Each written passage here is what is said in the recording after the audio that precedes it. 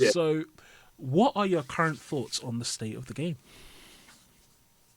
I think the Snake Eye. I mean, like Pyro finally got support, but it's a little too strong at that. Mm, The Snake Princess card is crazy. The very, like very. Link Yeah, 3. Link 3, yeah. Um, Yeah, that card I is. think I think like the Fire King Snake Eye deck's gonna be really crazy. Definitely. Um, I think the pure like there's like three fire decks. I think it's like Rescue Ace, Hmm. Pure Snake Eye, which I don't like that deck. I think it's pretty glass cannon. Hmm. And then Fire King Snake Eye Yeah. seems like where it's at.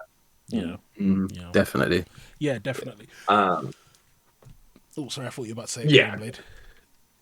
Oh no. I mean, I think it's like it's probably gonna be like a very like non-diverse format. It'll be like Fire King, and then if you're not playing a fire deck, you have to have a good reason not to play it. So Would yeah. you say, for example, so like we were in a tier, I don't know, I keep calling it like a tier zero format. I see it as like a tier zero format. It's just that there's three decks instead of one. But would you say, are you one of those people who prefers those more tier zero formats versus like, or is it you're one of those people who prefer the format that we were basically just in, where there can be like 16 decks, and all of them have fairly good chance of topping? I'm glad I can talk about this because I was tempted to make a video about it. I think very diverse formats are not there's like pros and cons to both kinds of formats. I think it's part of it's a lot of what people prefer. I think if you're talking from like a competitive standpoint, um, the problem with diverse formats is you have to build your deck to be a lot more generic. Mm-hmm. And so in a sense it's less like interesting because you're not really like building towards specific other decks. Mm-hmm. Like so something with like toss format I think is a great example of this idea where there were four decks. So it was like diverse enough to have an option, but it wasn't so diverse that you just have to build super generically.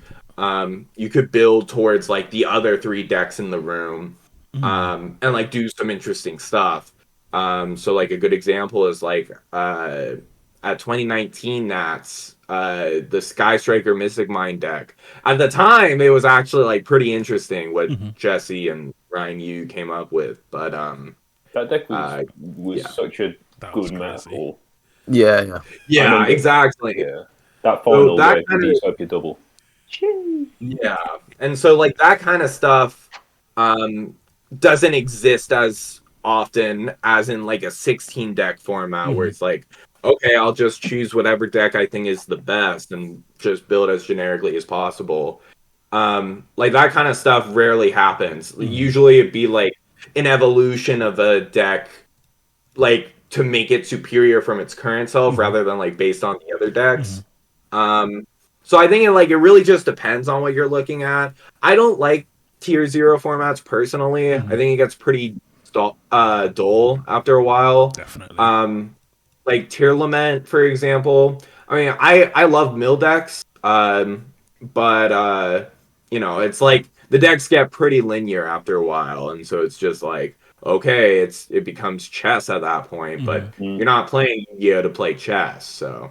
Yeah, 100%. That's kind of like my view on it, I guess. Yeah, and I really like one good point you made, I think, as well, is that one thing I think that made TOS format so good, because diversity is good, and I agree with the notion that it's like when it's too diverse is a problem as well. But one of the things that made TOS really balanced as well, and I feel a lot of people forget, is that if you remember the side decking in TOS format as well, at this point you had Instant Fusion at 3, you had Pancratops at 3, you had a lot of good choice of side decks, and none of the top decks needed to be drolled or nibbed for you to beat them. Like going second into a Sky Striker board, going second into an Orcus board, going second into a Salad board, you are going to get to put cards on the field, which also made it balanced as well. Whereas one of the problems now is there's always at least one or two top decks that are so crazy that if you don't play Dark Green anymore, you just lose. If you don't play Droll, you just lose, which contributes to those four. That's why it feels like you have to kind of play. That's why people don't like really diverse formats now, because it's like there's like 16 different decks that can FTK you if you're not playing one of those decks.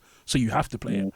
But then at the same time, it's like, well, I don't want to have to play that. It'd be nice if I could just put like these lower power side deck cards. And we were having a chat with Solomon about this, where it's like, it'll be nice. In Master Duel, he was saying like cards like Draw and stuff aren't as popular in the main deck just because it's a best of one. You can't risk having such a polarizing card in something like that. Whereas if it would be nice if I can just play like 3 Pancratops. Whereas now I don't think I'd ever put Pancratops in my side deck personally. I remember when people were coping on this like, why would I put there's Thrust, Dark Crino, more evenly, Kurakara, Droll, Nib. Like there's like 12 cards before I get to the 1-for-1 trade that Pancratops does.